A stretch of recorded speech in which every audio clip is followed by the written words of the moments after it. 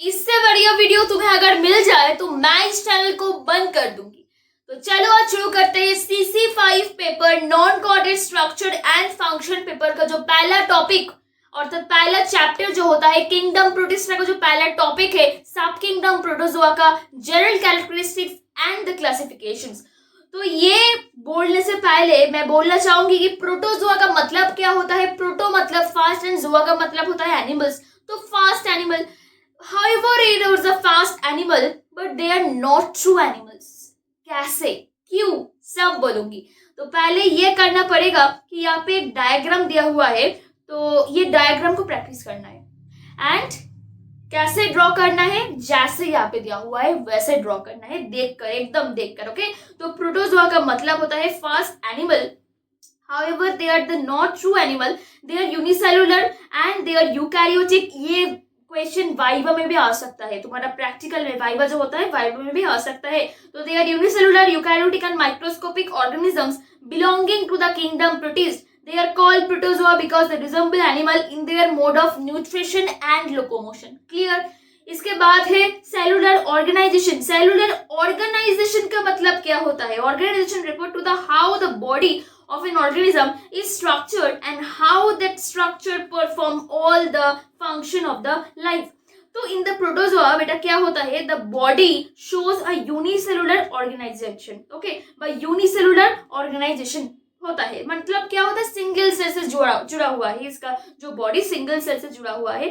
तो इसके पास एक ट्रू न्यूक्लियस होता है, but the single cell perform all the vital activities such as nutrition, digestion, reproduction, खाना पीना सोना सब एक सेल से होता है, सब एक सेल से होता है। ओके, तो इसके बाद है हैबिटेट। हैबिटेट मतलब क्या है? Habitat refer to the natural place where an organism lives. तो protozoa have a very wide habitat.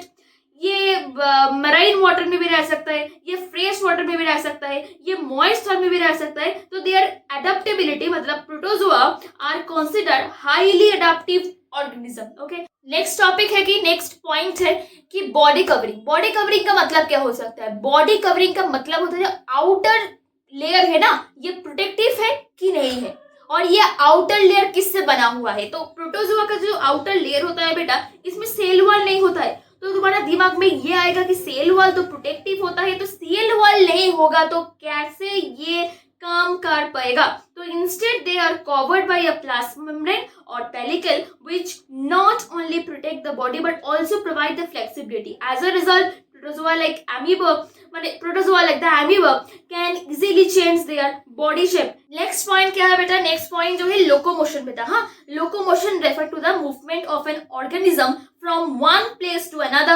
Protozoa move with the help of different locomotory organs such as pseudopodia, flagella, cilia। Okay beta? And however some parasites protozoa lack locomotory organelles in their adult stage। Remember, the locomotion is one of the most important criteria used in the classifications of the protozoa। Okay beta? Next point क्या है? Next point बोलने से पहले मैं ये बोलना चाहूंगी कि एडमिशन इज ऑनगोइंग नाउ। सो ये जो सब्जेक्ट्स होता है ना, जोलॉजी, बोटानी, फिजियोलॉजी, केमिस्ट्री, एंथ्रोपोलॉजी, ये सब्जेक्ट अभी एडमिशन चल रहा है।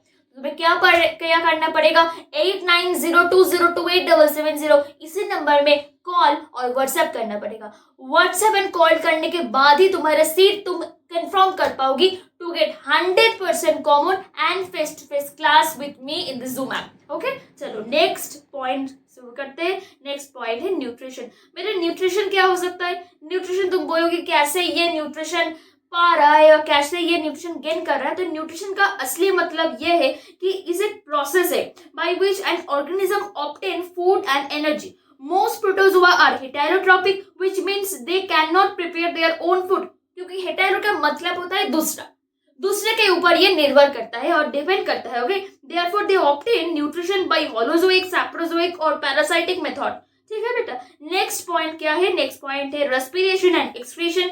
Respiration is the process of gaseous exchange for energy production while excretion is the removal of metabolic waste from the body। Protozoa do not possess specialized respiratory or excretory organ।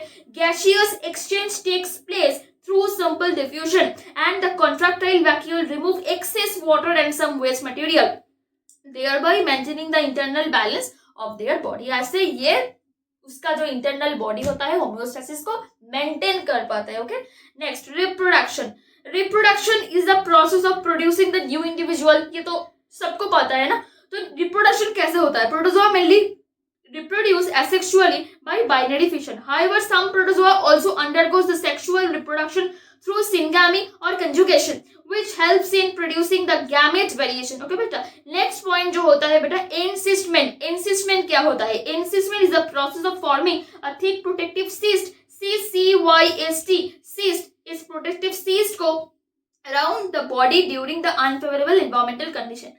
It helps protozoa survive for a long period, spread from one place to another, and become the active again when the favorable condition return.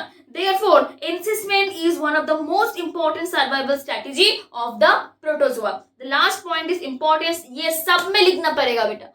सब जो यहाँ पे animals होता है ना, सब में लिखना पड़ेगा. Importance to importance refer to the biological, ecological, and medicinal significance of an organism.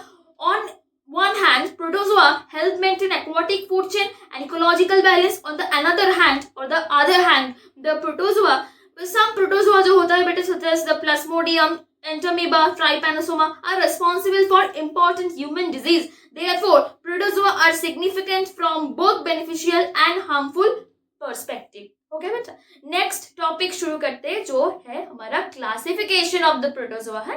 Classification of the protozoa इस माने ये जो है लेविन ने 1980 में दिया है ये क्लासिफिकेशन ऑफ द प्रोटोजोआ. तो फाइलम जो है, फर्स्ट फाइलम सार्कोमेस्टिकोफोरा. तो ये बोलने से पहले मैं ये बोलना चाहूंगी कि सार्कोमेस्टिकोफोरा, मिक्सोजोआ, ये जो फाइलम होता है बेटा, फाइलम तुम्हें ऐसे 2 मार्क्स का क्वेश्चन में भी दे सकते हैं कि define sarcomastigophora. You have to write the characteristics and their example, any 2 और एनी 1. जहाँ पे 1 रहेगा 1 करोगे और जहाँ पे 2 रहेगा 2 करोगे. ओके बेटा, तो फाइलम सार्कोमेस्टिकोफोरा क्या होता है? द वर्ड सार्को मीन्स क्या होता है बेटा? Pseudopodia, and masticophora means flagella. The member of this phylum move with the help of pseudopodia of the flagella. They usually possess a single nucleus and may be free living or parasitic. Amoeba, Euglena, Trypanosoma are the important example of this phylum. Next phylum क्या है बेटा? Next phylum है phylum लैबिरिंथोमॉर्फा. लैबिरिंथोमॉर्फा, labyrinth का मतलब है network like pathway.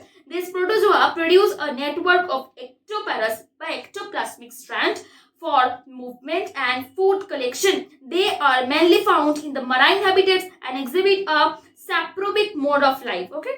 And example देकर full तुम्हें phylum complete करना पड़ेगा. नेक्स्ट जो फाइलम है, फाइलम नंबर 3 क्या है बेटा? फाइलम एपिकॉम्प्लेक्सा. एपिकॉम्प्लेक्सा, एपिकल मतलब क्या है? एपेक्स और एंटीरियर एंड. एपेक्स एकदम ऊपर और एंटीरियर एंड.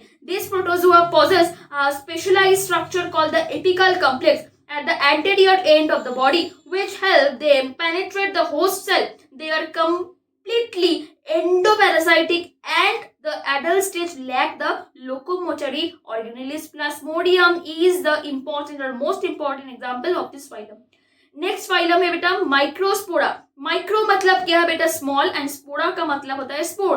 तो this organism produce tiny spores for reproduction and transmission. Microspora are the intracellular parasite that infect the insect, fishes and vertebrate. Okay, Nosema is the important example of this phylum. Next phylum है बाबू Acetospora. Acetospora consists mainly of marine parasitic protozoa. They commonly infect the mollusk and play an important role in causing the disease of the marine animals. ठीक है बेटा. And next जो phylum होता है, 6th phylum number मिक्सोजोआ. मिक्सोजोआ का मतलब क्या? Myxo मतलब होता है म्यूकस और स्लाइम, एंड जोआ का मतलब होता है एनिमल. तो these are spore forming parasite. These are spore forming parasite that mainly live as parasites in fishes. Therefore, Myxozoa are also important from the fisheries point of the view of Myxobolus is the representative example of this phylum. The last phylum is 7th phylum. The last phylum is Coelophora. So Coelophora, the name Coelophora is derived from the cilia. This means the member of this phylum move with the help of cilia. They possess 2 nuclei. एक होता है macronucleus, दूसरा होता है micronucleus. इसका काम क्या है? क्या बोलोगी? जो मैक्रो मतलब बड़ा वाला जो न्यूक्लियस होता है बेटा, बड़ा वाला न्यूक्लियस का जो काम होता है which control the day to day activities of the cells, and जो माइक्रो न्यूक्लियस होता है which participate in the sexual reproduction. Conjugation is their main method of the sexual reproduction, and paramecium and many जो parasite होता है इसका जो phylum का is the most important example of this phylum. ठीक है बेटा, क्लियर? तो जब कोई भी डाउट होगा तो मुझे कमेंट में बताना, I will clear your doubt. Admission चल रहा है, बुक योर सीट नाउ. तो आज का वीडियो इतना तक होगा, नेक्स्ट वीडियो नेक्स्ट में आएगा. चलो बाय सबको.